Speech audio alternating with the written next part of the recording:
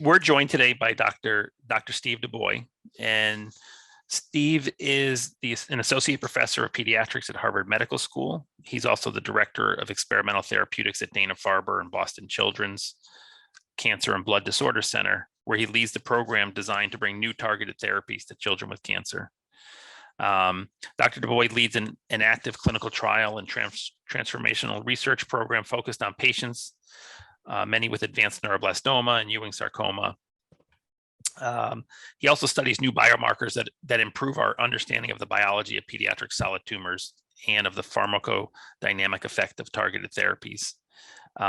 In addition to being on a COG committee, the Neuroblastoma Steering Committee at COG, Bone Tumor Committee, Developmental Therapeutics Committee at COG, I'm happy to say he's also one of Alex's longtime scientific advisory board members. So with that, I'm going to turn it over to you, Dr. Dubois. Take it away. Perfect. Thanks so much for that kind introduction, Jay, and to all of Alex's for inviting me to give this talk as part of the speaker series. It's really been terrific to see all of the really exciting speakers who have preceded me. So this is a little bit of a different talk and a little bit of a departure for me. Most of the time when I'm invited to give a talk, I'm talking about neuroblastoma or about Ewing sarcoma or giving results of clinical trials that I've led. But in this sort of stage in my career, I've started to sort of think critically about how we get novel agents to children who need them, and so I'll share some of what we've been studying in this regard. These are my disclosures, and of course, I'll be discussing experimental and off-label agents. That's a large part of what I do on a day-to-day basis. So really, what I'll cover in the first part of the talk is an overview of how children with cancer access novel therapies. And then in the second part of the talk, give an overview of what we're doing today to try to accelerate access to novel therapies for our patients. And when I think about access to new drugs, I really think about this four-legged stool of how as a treating oncologist, I might be able to access one of these agents for my patients. So, of course, there's on-label prescription of a marketed drug or off-label prescription of a marketed drug. And then obviously in pediatric oncology, we have a long, rich history of conducting clinical trials, both to answer a scientific question, but also that provides access to new therapies for our patients.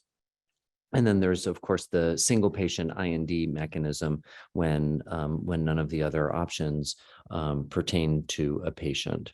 And so, of course, these top two mechanisms are for marketed products, and in general, the bottom two options are for unapproved products, although we do a lot of clinical trials that are studying marketed products as well. So in terms of on-label prescription, I think all in the pediatric oncology community understand that there's a real paucity of initial FDA approvals that include children. And so we conducted an analysis with a very talented medical student that looked at a 20-year period from 1997 to 2017 and evaluated 117 non-hormonal drugs that were first approved by the FDA during that time period. And of those 117 drugs, only 6 or 5.1% had an initial approval that included children. And so those drugs are listed here. And what's noteworthy about these drugs are that 5 of the 6 were approved with an ALL indication, which is, of course, the most common pediatric cancer and is a disease that is also seen in adults. And the 6th is dinutuximab, which is indicated for children with neuroblastoma and is our most common pediatric solid cancer. So really highlighting the tremendous difficulties getting an initial approval in much less common pediatric cancers aside from ALL and neuroblastoma. Reassuringly, though, since we completed that analysis in 2017, I'm aware of at least 9 additional approvals post 2017. So we had over a 20-year span, only 6 drugs with an initial approval that included children. And now I'm aware of 9 post 2017, which is really a nice trajectory and one that I hope will continue. Well, that's initial FDA approval. What about subsequent approvals and also information available on the FDA label? So this was an analysis that I participated in together with Florence Bourgeois at Boston Children's, and she evaluated a 10-year period, 2007 to 2017, and evaluated 78 cancer drugs that were approved during that period. And only 8 drugs, or 10.3%, had a pediatric indication either on the initial label or on the updated label. So that's really a problem. 90% of the drugs that are FDA approved don't have any pediatric indication. She further looked at whether there's any pediatric information in the label, even if the drug doesn't have a label indication for a pediatric condition. Is there any information for prescribers about how to use these medicines in children? And 17 of these 78 cancer drugs, or 21.8%, had any information about pediatric use in the label. When that information was added, it was added at a median of 1.5 years following initial adult approval. So I think in terms of the on-label prescribing, there's not a lot of label indications, and there's not a lot of label information. So of course, we're living in an era in which there's a tremendous explosion of novel targeted therapies that are now commercially available and indicated for other indications, almost always adult indications. And so we were interested in the prescribing patterns at our center. So we completed a single center analysis looking at off-label prescribing of novel targeted therapies, and evaluated that from 2007 to 2017. And if you just look in this figure now published in Cancer Medicine at the green bars, you can see a real uptick in the proportion of patients that were treated at our center with an off-label targeted therapy. And whether this is due to greater availability of these agents or greater availability of molecular profiling, or both, I think remains to be seen. But those were sort of both of our main hypotheses about why we're seeing such an uptick in off-label prescribing over time. So what about clinical trials? Well, here we understand that prior regulations, both in the United States and Europe, limited requirements for pediatric trials. And so a couple of analyses have really highlighted some of the issues with some of these prior regulations. So in the US, that same analysis of 78 approved drugs from 2007 to 2017 showed that all 78 approved drugs were exempted from pediatric trials. 52 because the adult indication had adult orphan status, and 26 were granted what is called a histology-based waiver, meaning that if a histology that was being for which a drug was being developed did not occur in children at any real frequency, then the sponsor could apply for and be granted a histology-based waiver. So this unfortunately wasn't just a problem for us in the United States, but a very similar pattern in the European Union, where over a 3-year period, 147 waivers to pediatric cancer drug development were issued by the EMA. So this obviously posed a real challenge for the field.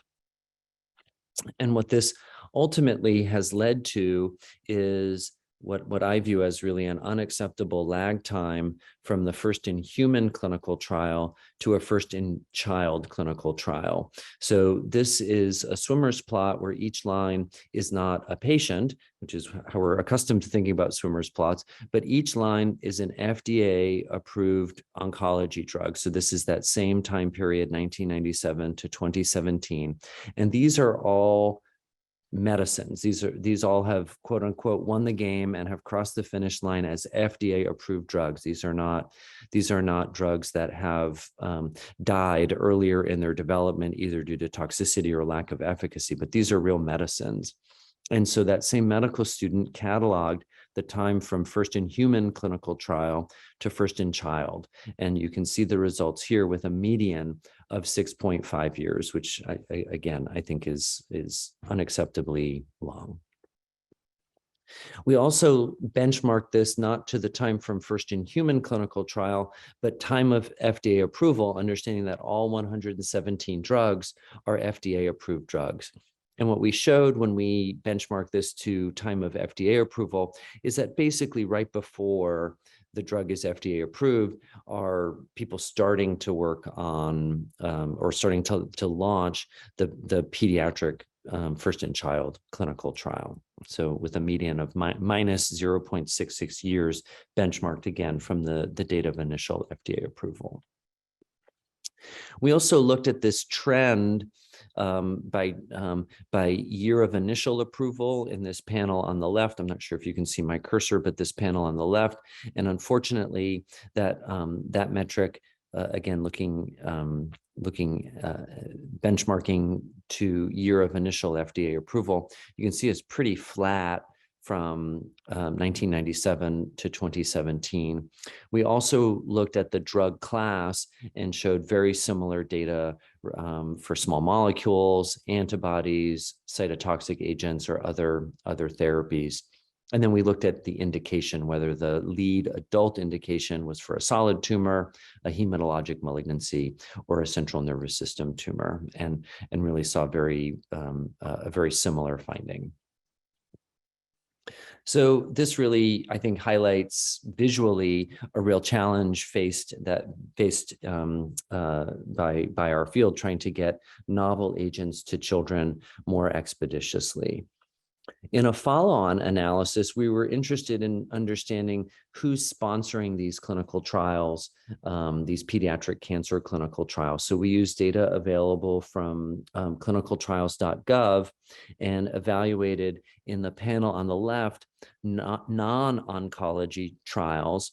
And you can see here in this bar chart, industry-sponsored trials are black, non-industry trials are blue, so that would include academic trials, CTEP-sponsored trials, for example, or foundation-sponsored trials. And what you can see in the panel on the left for non-oncology trials is that the pediatric trials, those under 18 years of age, have a little bit of a fall off in the proportion of trials that are sponsored by industry. But when you look at the oncology trials, you see a much more noticeable fall off in the proportion of oncology trials for children that are sponsored by industry. And you might ask, well, why does it matter as long as the clinical trial gets done? What we showed in the paper was that the industry-sponsored trials were able to accrue more patients and were able to accrue more quickly compared to non-industry trials. So if the goal is ultimately to ask and answer a question in these clinical trials, it seems as though the industry-sponsored trials have an advantage in that regard, and we're seeing fewer of those at the time we did this analysis in pediatric oncology. When we think about the types of clinical trials that are ultimately getting conducted in pediatrics, one of my concerns is that we may not always be conducting the best trial for our patients. And so with a different medical student, we again used data from clinicaltrials.gov to evaluate phase 1 clinical trials that were available to children. So we looked at clinical trials that only included children, trials that included children and adolescents and young adults, and then trials that really were age agnostic and included patients under 18 and really no upper limit. And what we saw was that there was, in the pediatric only clinical phase 1 clinical trials, that there was a real paucity of combination trials and a lot of monotherapy phase one clinical trials. More than 60% of the pediatric only trials were monotherapy, whereas the older you got the greater proportion of combination trials, which in general we I think want to get to combination testing much more quickly with our pediatric trials. When we look specifically at what the combinations were, we found that there was a heavy reliance on chemotherapy combinations. So this is a plot that I'll just point out. The top orange represents novel combinations that don't include any chemotherapy, and all of the other colors below that all include chemotherapy, some of them chemo only, some of them novel plus chemotherapy. And what I had thought we might see and hoped we might see was that this novel bar might increase over time, but really it's relatively static. The other concern I have is about the type of study design when we're doing a phase 1 clinical trial. And I would say the most common dose escalation design in these phase 1 clinical trials is either a 3+3 design or a modification of that called the rolling 6 design. And so for those who don't do clinical trials, the 3+3 basically enrolls 3 patients, looks to see what happens, has a gap while the data is being analyzed. And then if the toxicity looks okay, escalates, and that process repeats until the recommended phase 2 dose is determined.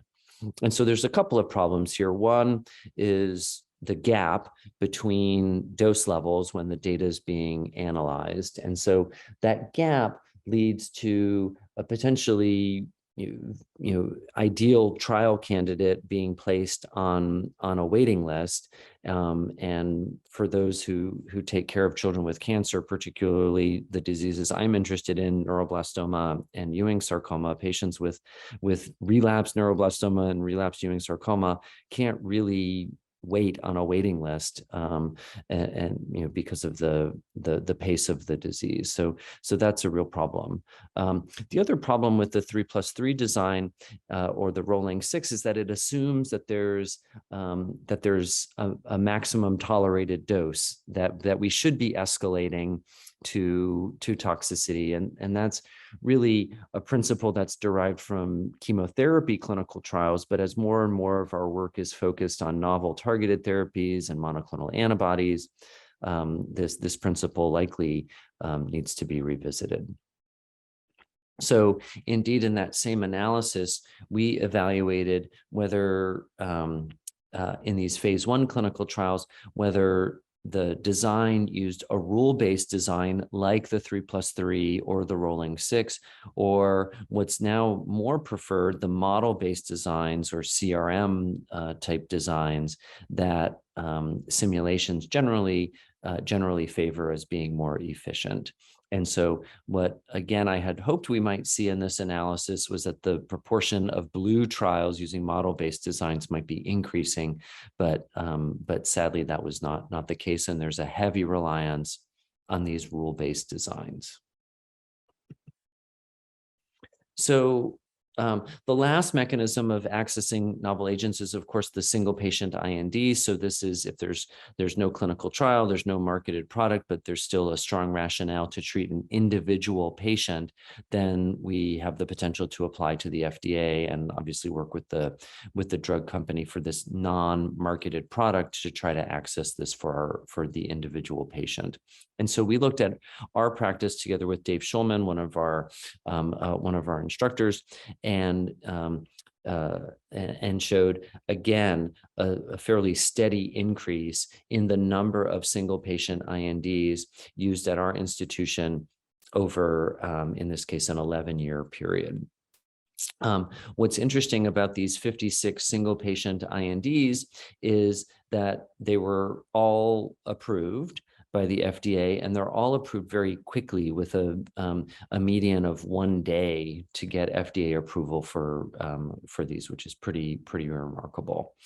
And then as someone who conducts clinical trials, I was interested to see that in 65% of these single patient INDs, the reason that a single patient IND was needed was that a pediatric clinical trial was not available. So, so we really have a real challenge trying to increase the number of clinical trials available to our patients.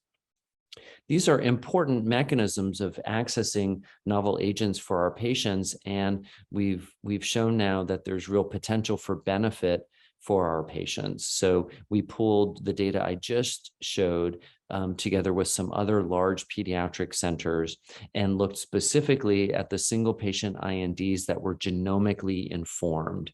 And so in this cohort of 45 single patient INDs requested based on genomic data, we showed that more than 30% of patients have an objective response, which is pretty remarkable.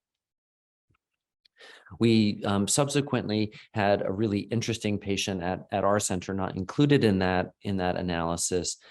This was a patient treated by Jun Kamihara at our center from the Cancer Predisposition Program. This is a patient with the Pasok-Zwang syndrome that's characterized by an activating mutation in HIF2 alpha. And this patient had progressive paraganglioma. And so there were, as a tumor marker, normetanephrines and chromogranin A. You can see that those tumor markers were steadily increasing. And then we treated the patient with a selective HIF2 alpha inhibitor, belzutifan, that's now FDA approved, but this was pre-approval, and showed really marked, dramatic decrease in those tumor markers. That syndrome is associated with significant polycythemia and elevated EPO levels, and likewise, immediately after starting drug, the hemoglobin level fell to a more normal level, and the EPO level also fell to a more normal level. So really, this patient's now been on drug for years with well-controlled disease and tolerating things well. So this mechanism can really be quite impactful for our patients. So that's sort of a look at the past, and what I'd like to do now is share some of what we're doing today to try to get novel therapies to children more quickly. And so some of the things that are happening in the field are highlighted here, including lowering the age of eligibility, improving our clinical trial designs, studying sociodemographic barriers to individual patient access to novel therapies, and then, of course, the RACE Act, which has really changed the field. So in terms of expanding the age of eligibility, there have been now at least 3 position papers published that all argued the same thing, that adolescents with AYA diseases should be included in initial clinical trials when the biology makes sense to include these patients. And so this is now a guidance for industry that says just that when the biology and the disease make sense, that adolescent patients should be considered for inclusion in quote unquote adult oncology clinical trials. So this usually means children who are over 12 and over 40 kilograms can be included in some fashion in the initial adult clinical trials, often not at the very first dose levels, but as a component of these initial adult oncology clinical trials. And so as someone who in part studies Ewing sarcoma, this is outstanding, and I think an excellent regulatory advance for my pediatric patients who have a very typical AYA cancer. And in fact, we are participating in a first-in-human study of an LSD1 inhibitor specifically for Ewing sarcoma, and that trial starts at age 12 years, which is really terrific. As someone who studies neuroblastoma, though, this is really a potential cause for concern, and I think we need to monitor to make sure that our younger pediatric patients with diseases like neuroblastoma are still being included in pediatric development plans, since obviously those patients, those are not a typical AYA cancer. In terms of improving clinical trial designs, I think it's important to step back and really think about when do we really need to push the dose of an agent, and when do we really think about doing a dose confirmation study. So when I think about this for an individual agent, I think about whether the agent is a quote unquote MTD agent, a maximum tolerated dose agent, where really you can define a top dose based on toxicity. So a drug where there's clear dose toxicity relationship, or a drug where there's dose limiting toxicities seen, or rare but life-threatening toxicities, or a unique juvenile toxicity concern that maybe has emerged from some of the preclinical non-human testing. And so in those examples, in general, it makes sense to dose with a safety margin, so dose below the adult equivalent dose initially and try to escalate, obviously, carefully. Then more and more, we're seeing what I call the RP2D agents, so recommended phase 2 dose agents, where the adult dose is really based potentially more on a PK endpoint, a pharmacodynamic endpoint, a response-based endpoint, and there's less of a clear relationship between the dose of the drug and the toxicity. So certainly some of the monoclonal antibodies fall into this category. And for these, in general, I like to start thinking about the initial dose cohort in pediatrics being based on 100% of the adult equivalent dose, obviously scaled to size of the patient. So I think the benefit of doing that is that fewer patients end up treated on lower dose levels, and you can arrive at the recommended pediatric dose more quickly and then move into the next phase of development of that agent in pediatrics. More and more as well, I think it's important to acknowledge our responder hypothesis in our clinical trial design. So we come to these clinical trials with some expectation of who we think is most likely to respond, either based on histology or increasingly based on genomics. And so we now, of course, have dedicated precision oncology clinical trials that include basket trials and umbrella trials. But more and more as well, we're able to start asking some precision oncology questions within the context of a phase 1 by having either expansion cohorts or what I call backfill slots for these specific histologies or specific genomic features. And so I'll highlight just one design that Wendy London and her colleagues have developed, and I'll point out that this is supported by Alex's Lemonade Stand Foundation. And so she calls this the target CRM design, and I'll take you through how this works. So first of all, it's not a rule-based design, it's a model-based design that uses all of the data from the patients accumulated over time to recommend a dose for the agent. And so the way this works is that at dose level 1, 3 patients enroll. We evaluate the, 3 patients enroll, all with unselected histologies or genomic features. And then while those patients are being evaluated, a patient presents with the biomarker of maybe tremendous interest. Let's call it MEGAN amplification.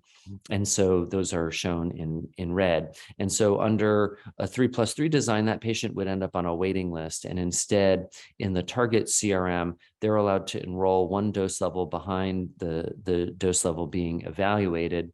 And we're able to then learn from that patient, while the patient also obviously accesses this novel agent more quickly rather than being on a waiting list. So once we've completed evaluation of all 3 patients, we run our model, and that tells us whether to go up or down on the dose level. In this case, with no toxicities, the red dots are the dose-limiting toxicities. Then we have, with no toxicities, we're able to escalate, and we enroll 3 more patients. One of them happens to be biomarker selected, and they enroll at the current dose level, in this case, dose level 2. Here, a patient has a dose-limiting toxicity in the first cycle. So we run our model, tells us to go down, and this process repeats. And so we're able to get another backfill patient here who's able to join the study and not be on a waiting list. So we've now incorporated this, this target CRM model into 3 clinical trials, investigator-initiated trials at Dana-Farber, and are really pleased with how this has been performing. And Wendy's even developing an app to try to make it easier for people to adopt these model-based designs for their own clinical trials. So the other important feature that I think we need to discuss when I've been talking about access, I've really been talking about access for the pediatric oncology community as a whole, to be able to access these novel targeted therapies more quickly and get them into clinical trials and ultimately FDA approved and broader access for all of our patients. It's important to just acknowledge, though, that there are sociodemographic barriers for an individual patient, not for the community at large, but for an individual patient to try to access one of these novel therapies. And so I don't have completed data at this point to share, but just to let you know, 2 things that I'm involved with in this area. One is an institutional retrospective review of our Dana-Farber pediatric phase 1 trials over the last 10 years. So we've got now over 200 patients in our cohort. And we had this past summer a post student, which is the ALEX's medical student grant mechanism. So we have a post student who's making her way through all of these records to try to understand what are the sociodemographic features of the patients who are participating in our early phase trials, and as well to look at some of the outcomes from those trials. And then together with Dr. Kira Bona and Lena Weinstone, we're looking within the context of our ongoing COG trial, ANBL 1531, which is our frontline high-risk neuroblastoma trial focused on I-131 MIBG therapy. We're looking at what is called HMH, household material hardship, and the impact of household material hardship on access to MIBG therapy. So this is a really specialized therapy for which patients often have to travel. And so we're trying to understand in the context of this clinical trial what some of those barriers are. And there's a tremendous interest in this line of investigation for other novel targeted therapies. But that's just 2 of the things that I've been involved in most recently.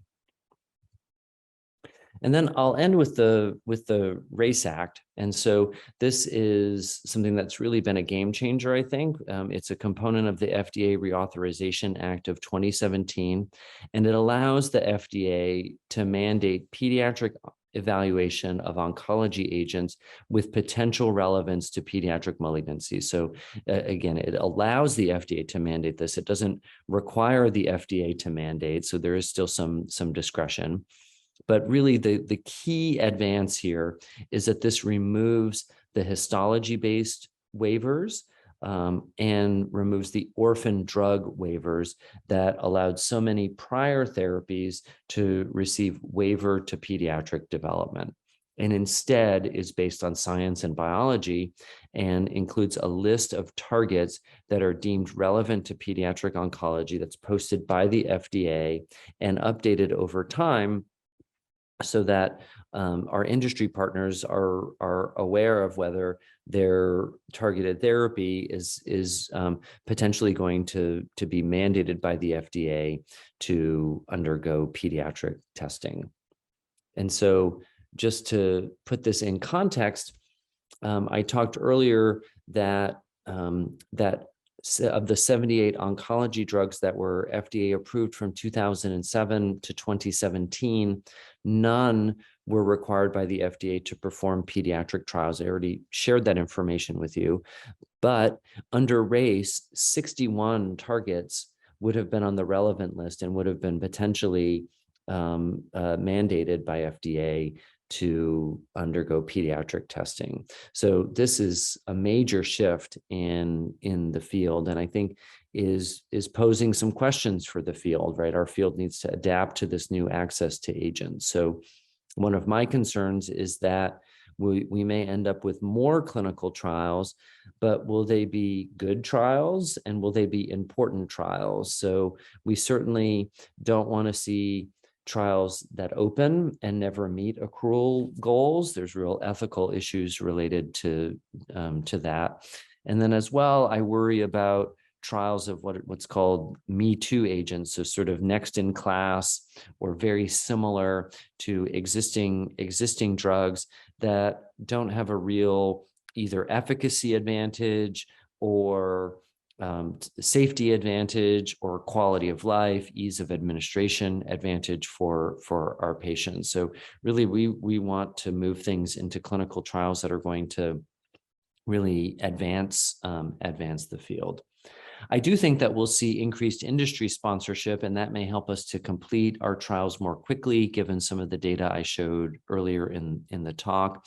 And I certainly hope that there will be an earlier time to get these drugs into children in these first-in-child clinical trials.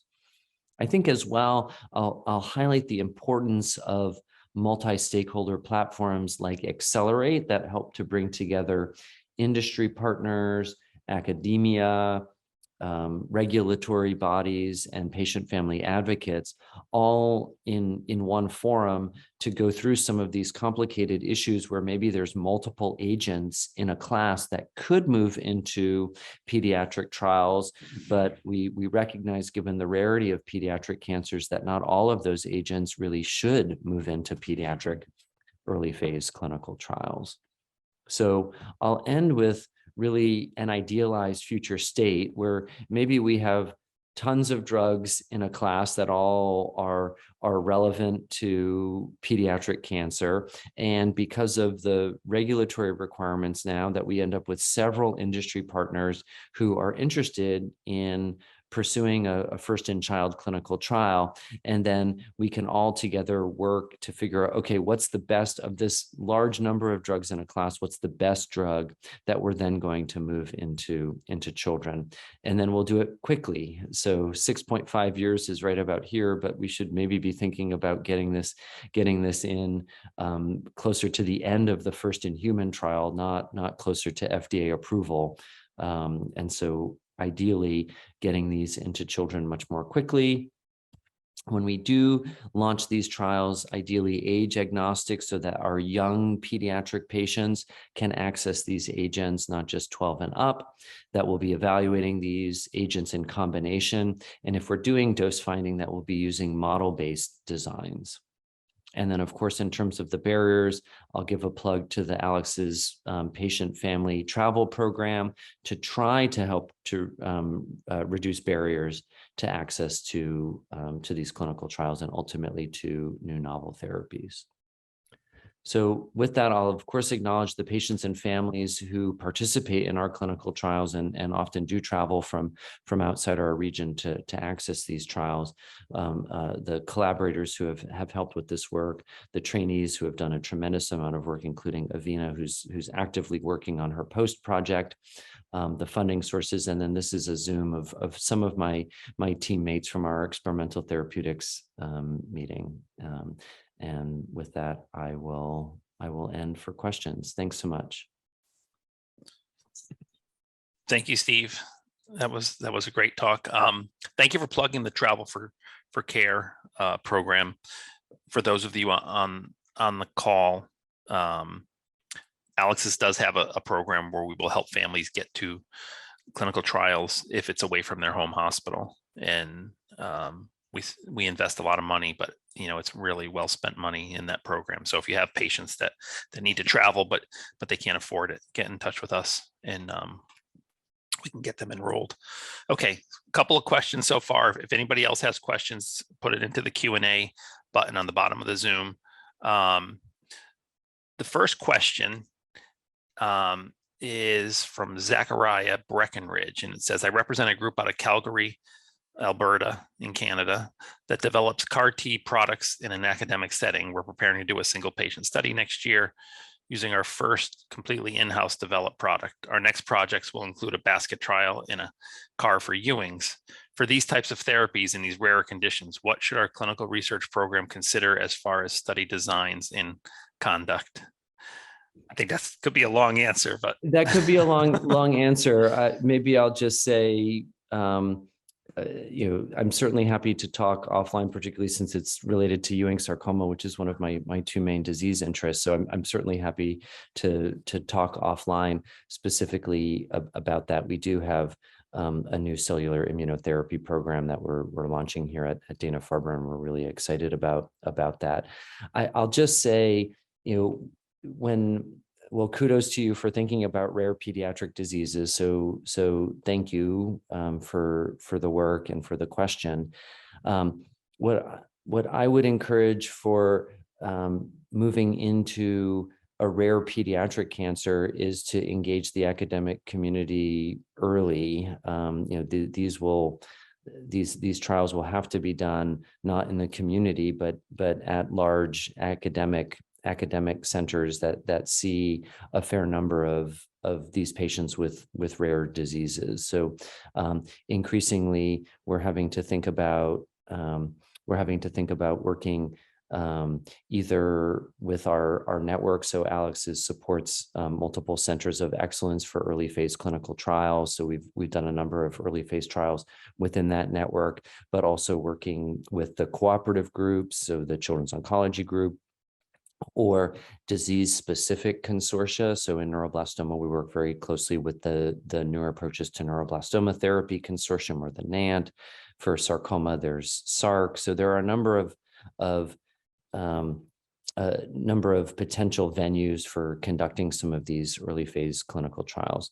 In terms of the design, I probably would just need to talk with you offline more about that.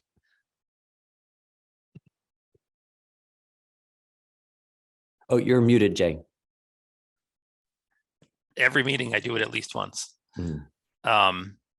So the next couple of questions I think came in from Liz. So the first one says, are we taking any steps toward the idealized future state as a community?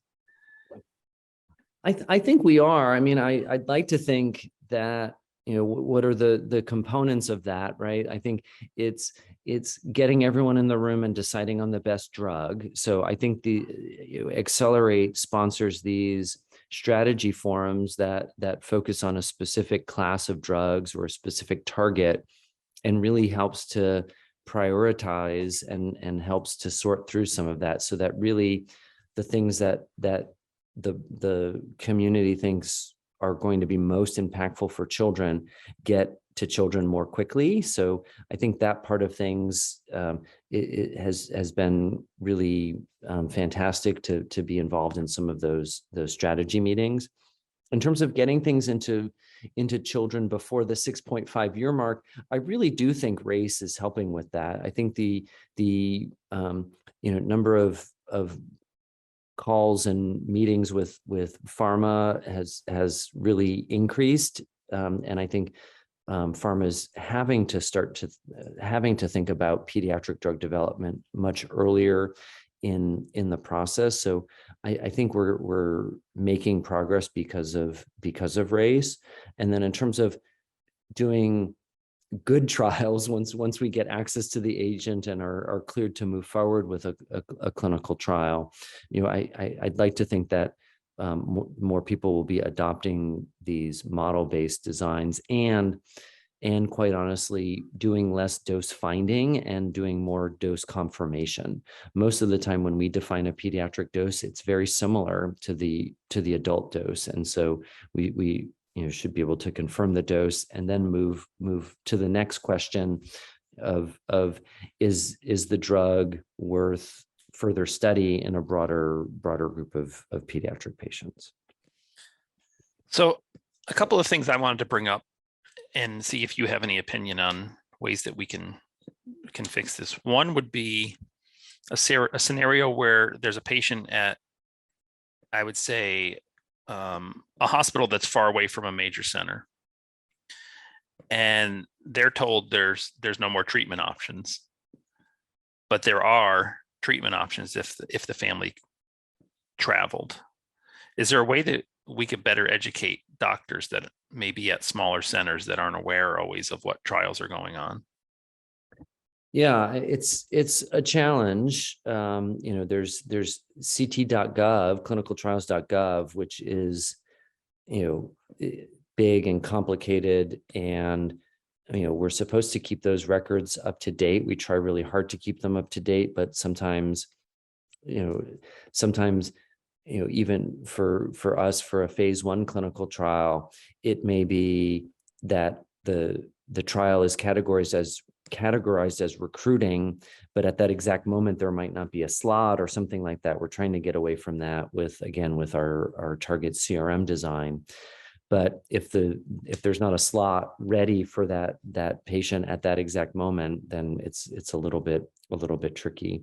We also are trying, we need to do a better job of keeping our own institutional databases up to date with what's available. Some large centers send out newsletters of their clinical trial portfolios, but it's real information overload. And in general, the people, the solid tumor pediatric oncologists in my region tend to just reach out and say, hey, I've got a kid with relapse disease X, what might make sense for that patient. So it gets very tricky. I know that Alex has had a navigator on and off over the last few years, and it's been a little bit tricky with the pandemic as well. But that's I don't know what your thoughts were on how useful that has been for patients and families to have kind of that type of concierge type matching. Yeah, I think in an ideal world it would work, but when the pandemic happened and people stopped traveling, it made it tough. The other thing that I was thinking about is there's a lot of competing trials, and not all drugs are equal and not all trials are equal. So how can we get accrual in the best trials? Yeah. And that's always something that I guess we struggle with, right? It's hard, and I am increasingly impressed with how little we know. I mean, I think we sort of go in suspecting something is going to be better, or that something's not going to be so good. So I ran a randomized trial of 3 different MIBG regimens, And going in, I said, oh, I'm sure this arm is going to be the winning arm. And of course it wasn't, right? And so this is why we do research, and we go in with a hypothesis, but we can't presuppose the answer. We have to, carefully study things and get the answer. So we have one more question. It says, do different trials benefit from different designs, or is the adaptive trial design always better in your opinion? No, I think there are advantages of the rule-based designs. They're relatively straightforward. They don't require a ton of infrastructure to to launch, and they tend to get favorably reviewed by statistical reviewers at the IRB or the scientific review, because these are designs that have been around for decades and people are very familiar with them.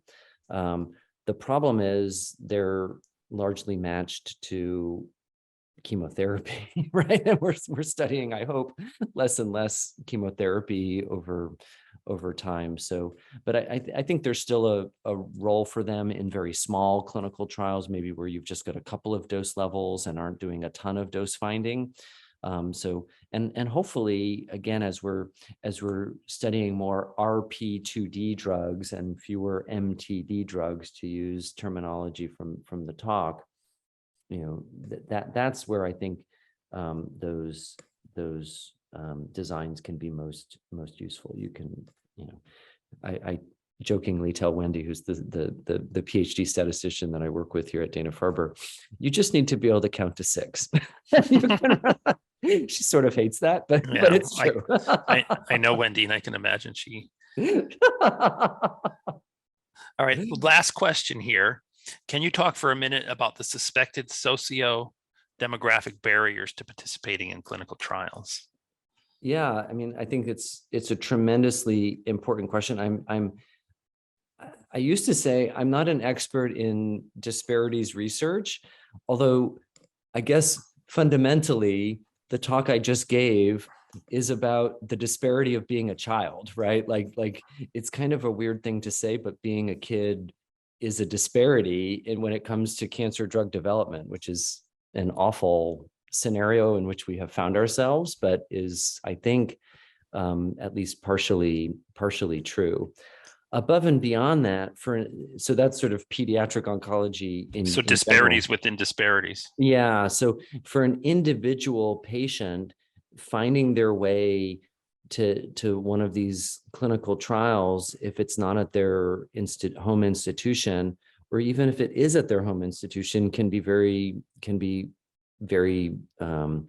very challenging. I mean, there's costs associated with this. There's language issues. There's sort of having to take time off of work to be in Boston for a time. So there are a number of very real concrete issues related to resources there, and then there's just being able to navigate the healthcare system, which is incredibly complicated. I think this is an area that requires a lot more work, and I'm glad to see that there are dedicated people who are experts in disparities research, which I certainly can't say I am, who are shining a light on these incredibly important issues. All right, last question, I promise. Yeah, another one came in. Where can people learn more about trial design? Are there resources how to design the best trials? Or should they just email Steve? No, don't do that. Email Wendy London.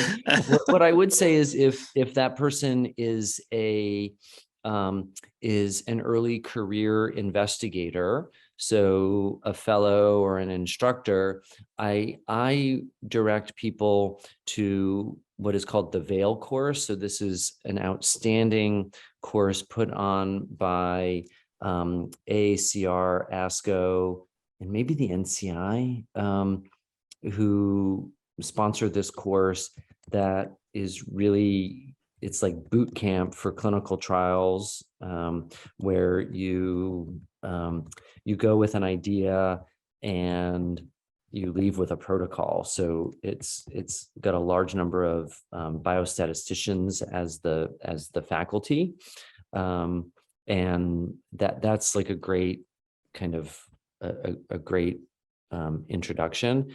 More and more people who are interested in learning how to do clinical trials are getting specialized degrees or specialized certificates. So we have one here through the Harvard Catalyst that gives our scholars access to dedicated training in translational, clinical and translational research. So I'm guessing that you've got some local resources that you could turn to, but also the Vail course is an outstanding national resource that you could think of. Somebody posted it into the chat, vailworkshop.org. So Excellent. Good. Thank you very much, everybody, for joining us. Thank you, Steve, for giving us so much enlightenment on this topic, and we appreciate you, and keep up the great work.